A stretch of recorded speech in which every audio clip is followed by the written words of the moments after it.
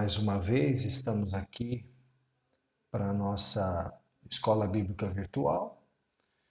Temos aqui a nossa videoaula número 2. Nós estamos, desde a videoaula número 1, nós estamos pensando sobre os princípios batistas e a nossa aula ela está baseada na revista Pacto Comunhão, uma edição da nossa Convenção Batista Brasileira. E na aula de hoje, a gente vai pensar sobre o indivíduo, né? A importância da pessoa, a importância do indivíduo, a minha importância, a sua importância no reino de Deus, na igreja do nosso Senhor Jesus Cristo. E nós vamos abordar 3 tópicos nesta aula de hoje. A importância do indivíduo em relação ao seu valor, a sua dignidade, a sua competência e a sua liberdade. Então vamos para o primeiro ponto, o valor do indivíduo. Eu gostaria de fazer a leitura de um texto que está no Salmo número 8. Vou ler do versículo 3 ao 8. Quando contemplo os teus céus, obra dos teus dedos, a lua e as estrelas que estabeleceste, que é o homem para que te lembres dele, e o filho do homem para que o visites? Tu o fizeste um pouco menor que os anjos e o coroaste de glória e honra. Deste-lhe domínio sobre as obras das tuas mãos. Tudo puseste debaixo de seus pés. Todas as ovelhas e os bois, assim como os animais selvagens, as aves do céu, os peixes do mar e tudo que percorre a vereda dos mares. Então aqui nós vemos, nesse texto desse Salmo de Davi, um trecho do Salmo de Davi, não lemos os versículos 1 e 2 e nem o 9. Nós vemos aqui um salmo que exalta Deus, no seu primeiro versículo, segundo e no último versículo, mas ele coloca o homem em relação à criação e dá um destaque ao homem. Tu fizeste um pouco menor que os anjos e o coroaste de glória e de honra. Então nós vemos, que a dignidade, o valor do indivíduo é atestada na Bíblia Sagrada. Os textos sagrados mostram que o homem não é simplesmente pó das estrelas. O homem ele tem um valor muito especial dado por Deus. Então a Bíblia revela que cada ser humano é criado à imagem de Deus. Lá em Gênesis 1, 26 nós lemos: E disse Deus, façamos o homem à nossa imagem, conforme a nossa semelhança. E olha a questão do domínio do homem. Domine ele sobre os peixes do mar, sobre as aves do céu, sobre o gado, sobre os animais selvagens e sobre todo animal rastejante que se arrasta sobre a terra. Então nós vemos que Deus colocou o homem criando a sua imagem, conforme a sua semelhança, e deu domínio sobre o homem, né? Então, o valor do homem é único, precioso, insubstituível. Então, o valor do homem é diferente do valor das outras obras criadas. O homem é precioso para Deus. E o tipo de relacionamento que Deus tem conosco, com o ser humano, é insubstituível. Né? Não dá para a gente substituir Deus na nossa vida por alguma coisa. Né? O lugar de Deus é o lugar de Deus. Da mesma forma, Deus nos trata da maneira como tem de nos tratar. Então, ainda dentro do valor do indivíduo, o homem foi criado um ser racional. Cada pessoa é moralmente responsável perante Deus e perante o próximo. Então nós vemos, ainda no texto do Gênesis, nós vemos agora aqui no capítulo 2, o outro relato de Gênesis da criação, no versículos 16 e 17, nos versículos 16 e 17 de Gênesis 2, nós lemos assim: então o Senhor Deus ordenou ao homem: Podes comer livremente de qualquer árvore do jardim, mas não comerás da árvore do conhecimento do bem e do mal, porque no dia em que dela comeres, com certeza morrerás. Então, o homem é criado um ser racional e cada pessoa dentro da espécie humana é moralmente responsável perante Deus e perante o próximo. Então, nesse texto do Gênesis, nós vemos que Deus, ele dá um nível de liberdade, mas não toda a liberdade. A liberdade absoluta é de Deus, a nossa é relativa, né? Nós somos seres relativos. Deus é um ser absoluto. O que Deus faz é abrangente, é contundente, é poderoso. O que nós fazemos é em parte. Então, como criaturas, a nossa liberdade ela tem um alcance. É como imaginar um peixe no aquário. Ele é peixe, ele nada, ele vai daqui para lá, de lá para cá.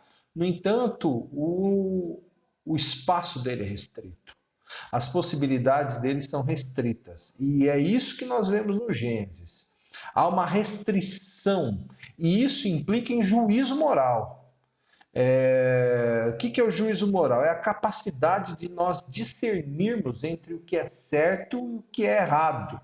E ali Deus está estabelecendo essa capacidade para o homem. Então o homem é um ser racional, ele pensa sobre suas atitudes e ele é responsável pelas suas atitudes, né? Mateus 22:36 a gente ainda lê. Mestre, qual é o maior mandamento da lei? Jesus foi inquirido sobre isso. Jesus lhe respondeu: amarás o Senhor teu Deus de todo o teu coração, de toda a alma, de todo o entendimento. Esse é o maior e o primeiro mandamento. E o segundo, semelhante a este, é: amarás o teu próximo como a ti mesmo. Toda a lei e os profetas dependem desses dois mandamentos. Então, quando eu considero Deus acima de tudo e o meu próximo, eu estou aprendendo a transitar dentro desse nível de liberdade que Deus me dá, sabendo até onde eu posso ir. Então, o homem, como indivíduo, ele é distinto de todas as outras pessoas. Nós lemos ainda em Jeremias 31, 29 e 30, naqueles dias não dirão mais: os pais comeram uvas verdes e os dentes dos filhos é que se embotaram. Pelo contrário, cada um morrerá por sua própria iniquidade. Os dentes de todo aquele que comer uvas verdes é que se embotarão. Então, cada um é responsável pelas suas atitudes. Eu não serei responsabilizado pelas escolhas de outra pessoa. Da mesma forma, a outra pessoa não será responsabilizada pelas minhas escolhas, né? Então, há uma distinção individual. Cada pessoa, ela tem o seu mundo, a sua realidade. Conquanto que ela esteja no ambiente que Deus criou, na criação de Deus, no entanto, cabe a ela saber transitar, saber se relacionar no mundo de Deus. Como pessoa, o indivíduo, ele está unido às outras pessoas no fluxo da vida, porque ninguém vive nem morre por si mesmo. Romanos 5,19 dá a ideia do que a gente entende como unidade da espécie humana. Todos nós remontamos ao casal original, Adão e Eva, né? A ciência acaba chegando por outras vias nessa mesma realidade, mesmo com tantas controvérsias que há. Mas a ideia é que tudo remonta a uma origem comum. Então, eu sou um indivíduo, mas ao mesmo tempo eu trago em mim, na minha natureza, os traços da espécie a que eu pertenço. Eu sou humano, criado em imagem e semelhança de Deus. E Romanos 5,19 mostra, falando do pecado, né? Claro, falando do pecado, mas fala que existe essa unidade. Porque assim como pela desobediência de um só homem, muitos foram feitos pecadores. Primeira parte do versículo, né? Então mostra que realmente, apesar de sermos indivíduos, pertencemos a uma raça, né? A raça humana. Então a Bíblia revela que Cristo morreu por todos os homens. A gente ainda lê, né, no Romanos 5,19, né, que o pecado entrou pela desobediência de um, assim como pela desobediência de um, assim também a obediência de um só. Muitos serão feitos justos. Está falando de Cristo. Então a Bíblia revela que Cristo morreu por todos os homens. Então lá 1 Pedro 3,18 está escrito: porque também Cristo morreu uma única vez pelos pecados, o justo pelos injustos, para levar-nos a Deus, morto na carne, mas vivificado no Espírito. Isso é fonte da dignidade do ser humano. A dignidade do ser humano está em que Deus deu seu próprio Filho para morrer por mim, para morrer por você, para morrer por toda a humanidade. Né? Então isso mostra o nível de dignidade que Deus confere ao homem. Ele tem direitos, né? O homem tem direitos outorgados por Deus, de ser reconhecido e aceito como indivíduo sem distinção de raça, cor, credo ou cultura. Então nós temos aqui uma série de textos muito interessantes. Né? Romanos 10:12 diz o seguinte: pois não há distinção entre o judeu e grego, porque o mesmo Senhor é Senhor de todos, rico para com todos que o invocam. Então, uma literatura, Romanos, escrita para hebreus, o início da igreja começou com o povo judeu, depois foi se expandindo, alcançando os gentios, os pagãos. A gente percebe o seguinte, que o judeu fazia distinção entre ele e as outras pessoas. E aqui Paulo está dizendo que não tem essa distinção, né? Não há distinção. Né? Deus é Senhor sobre todos. Gálatas 3:28 vai dizer o seguinte: não há judeu nem grego. Falou de etnia. Agora, condição social, não há escravo nem livre. Questão de gênero, não há homem nem mulher, porque todos vós sois um em Cristo. Então, o indivíduo, ele é respeitado em todos os níveis possíveis. E para completar a ideia, Colossenses 3:11 vai dizer o seguinte: nesse caso, não há mais grego nem judeu, nem circuncisão nem incircuncisão, nem bárbaro, nem cita, nem escravo, homem livre, mas sim Cristo é tudo em todos. Então a dignidade, Cristo morreu por nós e Cristo resgata a dignidade do homem independente da sua situação na espécie e no mundo. Né? De ser também, né, parte digna e respeitada da comunidade. Então, o homem, o indivíduo, ele tem de ser respeitado. Quando eu estou falando homem aqui, eu estou me referindo às mulheres também, tá? A forma genérica de chamar. Homem, mulher. Ele tem de ser respeitado na comunidade. Então, na 1 Coríntios 12, quando Paulo fala do corpo de Cristo, ele vai dizer o seguinte, dos versículos 22 a 25. Pelo contrário, os membros do corpo que parecem ser mais fracos, eles são essenciais. E os membros do corpo que consideramos menos honrados, nós os vestimos com mais honra. E os que em nós são vergonhosos, vestimos com dignidade especial. Ao passo que os membros mais apresentáveis não têm necessidade disso, mas Deus formou o corpo de tal maneira que concedeu muito mais honra ao que tinha falta dela, para que não haja divisão no corpo, mas que os membros tenham igual cuidado uns pelos outros. Então, apesar de haver diferenças originais em cada um de nós, nós somos únicos. Por isso que essa terminologia que usamos, indivíduo, porque diz respeito à individualidade da pessoa humana, nós somos únicos como pessoas, mas na comunidade, independente das nossas diferenças, nós somos iguais. E Paulo usa a figura do corpo de Cristo aqui, né, para nos falar isso. E também, né, a dignidade de ter a plena oportunidade de alcançar o seu potencial. Efésios 4:13 diz assim, o seguinte: até que todos cheguemos à unidade da fé e do pleno conhecimento do Filho de Deus, ao estado de homem feito, à medida da estatura da plenitude de Cristo. Quer dizer, a nós é dada a oportunidade, e olha como Cristo resgata a nossa dignidade, de nos desenvolvermos e termos Cristo como nosso modelo, nosso paradigma, e de chegarmos e termos Ele como nosso exemplo. De buscarmos em Cristo a superação das nossas originalidades até alcançarmos a plenitude. né? E isso nos coloca em dignidade.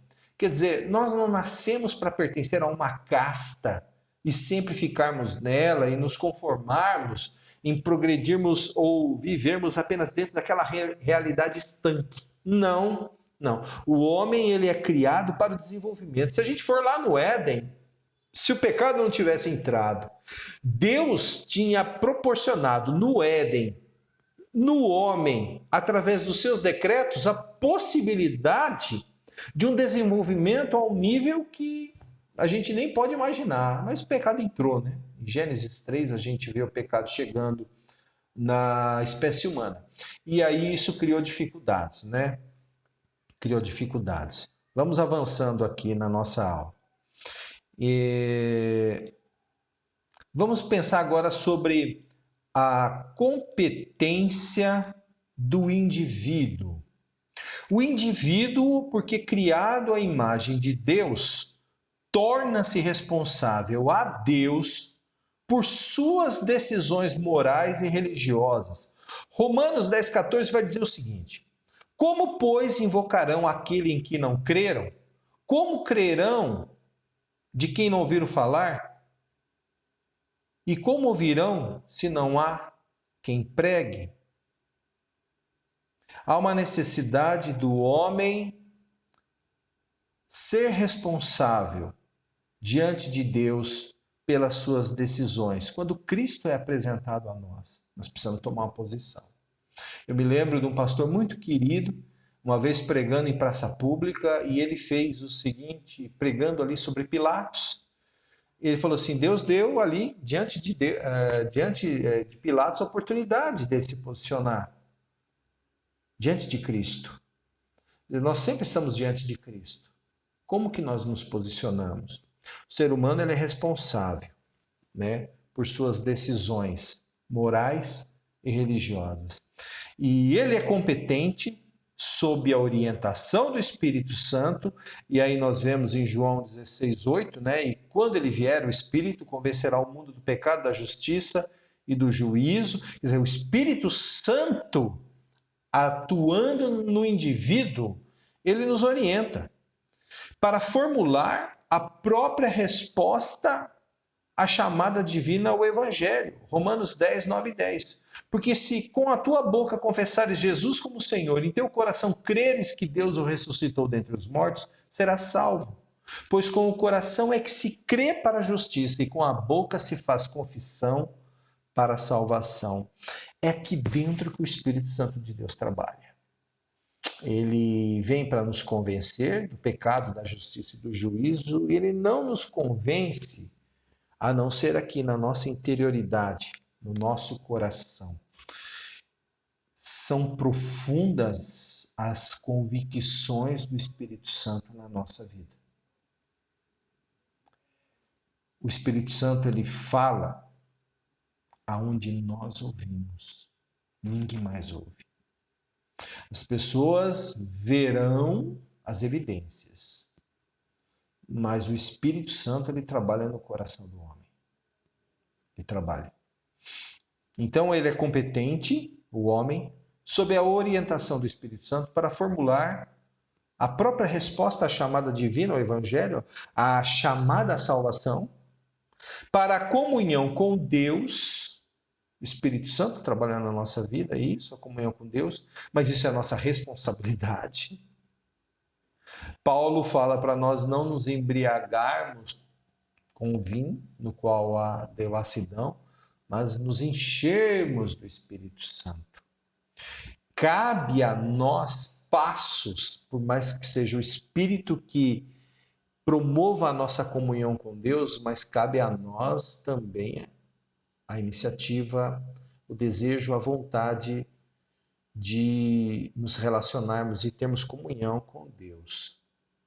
Para crescer na graça e no conhecimento do nosso Senhor Jesus Cristo. Então, Efésios 4:13, relembrando, até que todos cheguemos à unidade da fé e do pleno conhecimento do Filho de Deus, ao estado de homem feito, à medida da estatura da plenitude de Cristo. Então a competência também nos leva à responsabilidade com o nosso irmão, até que todos cheguemos. Por mais que seja a competência do indivíduo em relação a si mesmo, mas o indivíduo ele não se relaciona apenas consigo mesmo, ele se relaciona com Deus e com o seu próximo. E se relacionando com Deus, ele se desenvolve, ele cresce na graça e no conhecimento.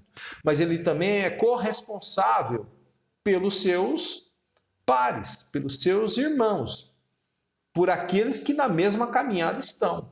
É muito interessante que a caminhada nossa cristã se dá na eclesia, na igreja, na eclésia. Na assembleia daqueles que são chamados, né?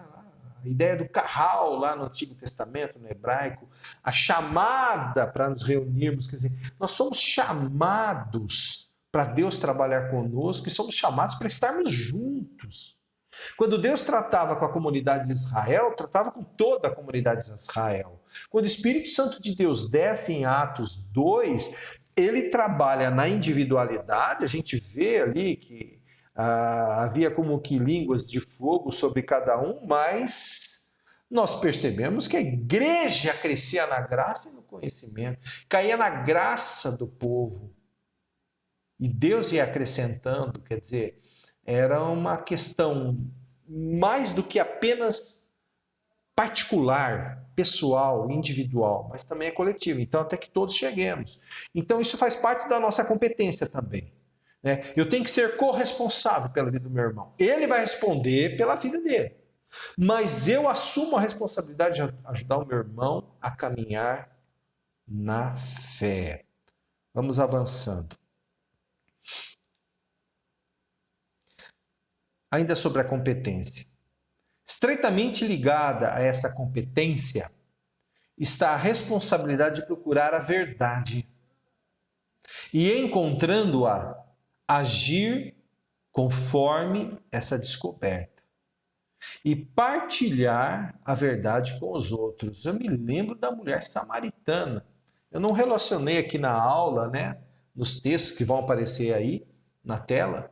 Eu não coloquei João capítulo 4, mas agora me ocorreu que quando ela identifica Jesus como Messias, Jesus se dá e se revela a ela como Messias, a mulher samaritana, ela vai e ela compartilha da sua descoberta.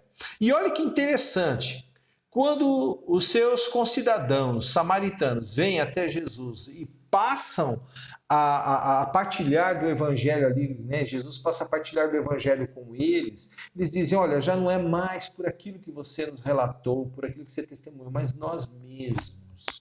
Então, olha que interessante, Ela foi sendo inquirida por Cristo, ela entrou naquele processo, ela se entregou, ela permitiu Jesus conduzir todo o processo de iluminação da vida dela pelo Espírito, para que ela entendesse que estava ali diante dela o Cristo, e ela não guarda aquilo para ela compartilha. Então, embora não se admita coação no terreno religioso, nós batistas prezamos pela liberdade de consciência. Esse é um valor, é um princípio caríssimo a nós, povo batista. O cristão, ele não tem a liberdade de ser neutro em questões de consciência e de convicção. Então, eu não preciso ficar calado. Pelo contrário, o mundo carece de que eu fale. Nós vemos lá no Antigo Testamento, nós vemos Miqueias, nós vemos Amós, nós vemos os profetas denunciando os erros do seu tempo. Nós vemos, todo aquele descalabro que se encontrava o reino de Judá, e a gente vê ali Amós, Miqueias, abrindo o bico, abrindo a boca e denunciando. O cristão ele não precisa ficar calado, mas ele não pode impor, mesmo porque não foi por imposição. O Espírito que agiu no nosso coração. Então, não deve existir coação. Isso nos leva a entender outra coisa muito cara para nós batistas, que é a separação da igreja do Estado. Nós batistas prezamos muito por isso. A igreja tem a sua esfera, o Estado tem a sua, cada um cuide da sua área. Mas a igreja, porque está na sociedade, ela pode sim falar. Né? Ela pode sim falar, ela pode se manifestar. E na verdade ela não pode, ela deve. Em tempos de crise, por exemplo, a igreja não deve se calar.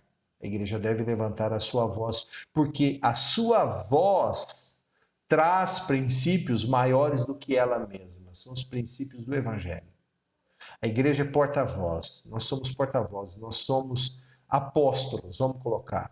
Essa é a missão apostólica da igreja. A igreja é apostólica. É apostólica porque segue na doutrina dos apóstolos, mas porque ela é representante aqui na terra. Né? Ela é representante aqui na terra. Então, não deve haver coação, mas devemos falar. Então, em Mateus 28, 19 e 20, nós vemos Jesus. Portanto, ide, fazei discípulos de todas as nações, batizando-os em nome do Pai, do Filho e do Espírito Santo, ensinando-lhes a obedecer todas as coisas que vos ordenei. E eu estou convosco todos os dias, até ao final dos tempos. Atos 1:8, mas recebereis poder quando o Espírito Santo descer sobre vós e sereis minhas testemunhas, tanto em Jerusalém, como em toda a Judéia, Samaria, até os confins da terra. Quer dizer, Jesus dando a ordem, o Espírito Santo dando poder, e em 1 Coríntios 9,16, né, Paulo dizendo, mas se anuncio o Evangelho, não tenho de que me gloriar, pois tal obrigação me é imposta. Ai de mim, se não anunciar o Evangelho. Quando nós estamos gravando uma aula como essa, isso é anúncio do Evangelho. Você vai dizer, não, mas é uma videoaula para uma igreja, uma comunidade local, uma igreja local. Não. Na internet isso cresce. E nós sabemos que isso cresce. Vamos avançando. Vamos pensar agora sobre o outro princípio, né? Vimos o valor, a dignidade do indivíduo, vimos a competência do indivíduo, agora a sua liberdade, a liberdade do indivíduo. Os batistas consideram como inalienável a liberdade de consciência. Eu não passo procuração para alguém defender as minhas ideias, e nem eu sou procurador das ideias de ninguém. Aquilo que me cabe é a mim que cabe. Eu tenho a liberdade da consciência. A plena liberdade de religião de todas as pessoas. Então, você vai falar, pô, os batistas são a favor disso? Sim. O Brasil tem que ter liberdade de crença. Isso é um princípio muito caro a nós. As pessoas acreditam no que elas querem acreditar. Então, o homem é livre para aceitar ou rejeitar a religião. Lá em Josué 24:15, nós vemos Josué falando com o povo de Deus, hein? Povo escolhido, eleito. Mas, se vos parece, versículo 15 de Josué 24, mas se vos parece mal cultuar o Senhor, escolhei hoje a quem cultuareis. Se os deuses a quem vossos pais, que estavam além do rio, cultuavam, ou os deuses dos amorreus em cuja terra habitais. Mas eu e minha casa cultuaremos ao Senhor. Então, veja só, Josué, ele coloca, é a liberdade. Deus elegeu o povo hebreu, o povo judeu, né? O povo hebreu. Mas segue se quiser. E é isso que Josué está falando. Vocês que sabem. Eu vou seguir o Senhor. Né? Então, ainda dentro da liberdade, né? O homem é livre para aceitar ou rejeitar a religião, escolher ou mudar sua crença. Né? No livro de Hebreus a gente vê a situação de pessoas que apostataram da fé, né? E também a liberdade de propagar e ensinar a verdade como a entenda, sempre respeitando direitos e convicções alheias. Olha que interessante a situação de Paulo no Areópago, em Atenas, quando ele está em Atenas. Esse texto aparece em Atos 17. Eu vou ler o verso 22, que é o início do discurso dele, e depois os versos 32 a 34, né? Então Paulo ficou de pé no meio do Areópago e disse: homens atenienses, em tudo vejo que sois excepcionalmente religiosos, né? Então ele está respeitando o direito deles, mas ele tem o dever de pregar. Mas quando ouviram falar em ressurreição de mortos, uns ombraram e outros disseram: sobre isso te ouviremos em outra oportunidade. Então Paulo sai do meio deles. Todavia alguns homens uniram-se a ele e creram, entre os quais Dionísio, Então, vejam só, Paulo estava pregando num ambiente pagão, ele prega o evangelho, mas ele respeita a liberdade de cada um ali de professar ou continuar professando a sua fé. Então, cultuar a Deus também faz parte da nossa liberdade, cultuar a Deus tanto a sós quanto publicamente. Então, nós vemos em Mateus, no capítulo 6:6, Jesus, no Sermão do Monte, orientando assim, ó: mas tu, quando orares, entra no teu quarto e, fechando a porta, ora a teu pai que está em secreto. E teu pai, que vê o que é secreto, te recompensará. Então, quando nós oramos, nós estamos numa atitude de adoração, né? Mas também nós vemos que publicamente nós também adoramos a Deus. E olha que interessante, o texto de Atos 16:25, Paulo e Silas na prisão em Filipos, por volta da meia-noite, Paulo e Silas oravam e cantavam hinos a Deus enquanto os presos escutavam. Publicamente, você vai falar publicamente, em praça pública? Não, eles estavam numa prisão, mas ali tinha os presos. E o próprio carcereiro estava lá. E os dois pregando, cantando, né, e orando a Deus, publicamente fazendo um culto ao Senhor ali, diante daquelas pessoas. E convidar outras pessoas a participarem nos cultos e outras atividades de sua religião. Então nós temos essa liberdade, né? Que coisa linda o Brasil. O Brasil tem essa liberdade. Eu posso convidar as pessoas, outros países não têm. E me faz pensar agora que dentro dessa liberdade, eu gostaria tanto de poder estar com os meus irmãos na igreja e não posso. E nós estamos em quarentena, né? Nós não somos igreja só no templo, na reunião do templo ali, do prédio da igreja. Mas como faz falta, né? O culto público, né? E eu posso convidar as pessoas, né? Eu posso convidar as pessoas a participarem do culto público, né? E também a liberdade de possuir propriedade e quaisquer outros bens necessários à propagação da sua fé. Então, olha que interessante, né? Não é o dever de contribuir para a propagação da fé, é a liberdade. Olha que interessante, tem a liberdade. E olha que textos lindos. Atos 2, 44, 45 vai dizer o seguinte: todos os que criam estavam unidos e tinham tudo em comum. Vendiam suas propriedades e bens e os repartiam com todos segundo a necessidade de cada um. Então eu, como igreja, tenho a liberdade de poder doar para que haja bem-estar, para que a fé se fortaleça e se propague. Ainda em Atos 4, 36, 37, então Barnabé, a quem os apóstolos chamavam... Então José, a quem os apóstolos chamavam Barnabé, eu estava antecipando as coisas, que significa filho de consolação, levita natural de Chipre, possuindo um terreno, vendeu-o, trouxe o dinheiro e colocou aos pés dos apóstolos. Então nós vemos que havia na igreja, desde o seu início, a liberdade da contribuição, a liberdade de você se desfazer daquilo que é seu e que na verdade não é seu, né? Nós somos mordomos, cuidamos das coisas de Deus, elas não são nossas, mas daquilo que está sob o teu poder, você criar um âmbito maior. Então olha que coisa linda o indivíduo, quando sai dele e alcança a comunidade, alcança a todos.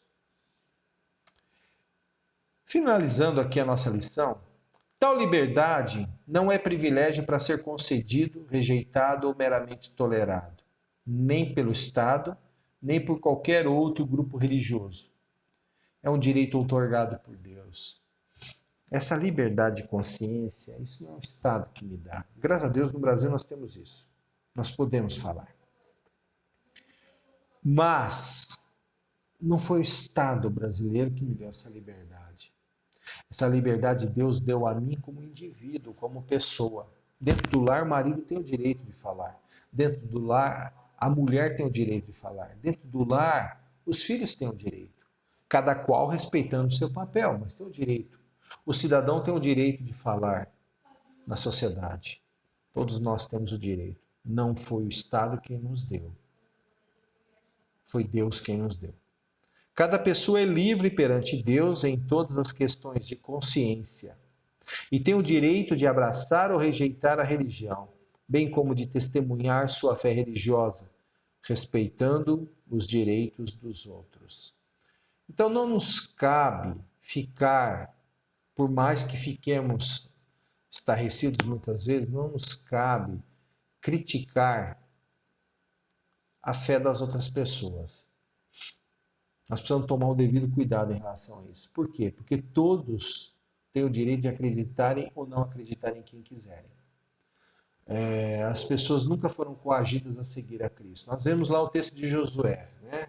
No livro de Josué 24:15, ele mesmo falando: olha, vocês que vêm, que vocês querem servir, né? Os deuses que seguiam seus pais lá atrás, os deuses que estão aqui na terra prometida, dos povos daqui, ou se vocês querem cultuar o Senhor. Eu e minha família vamos cultuar o Senhor, né?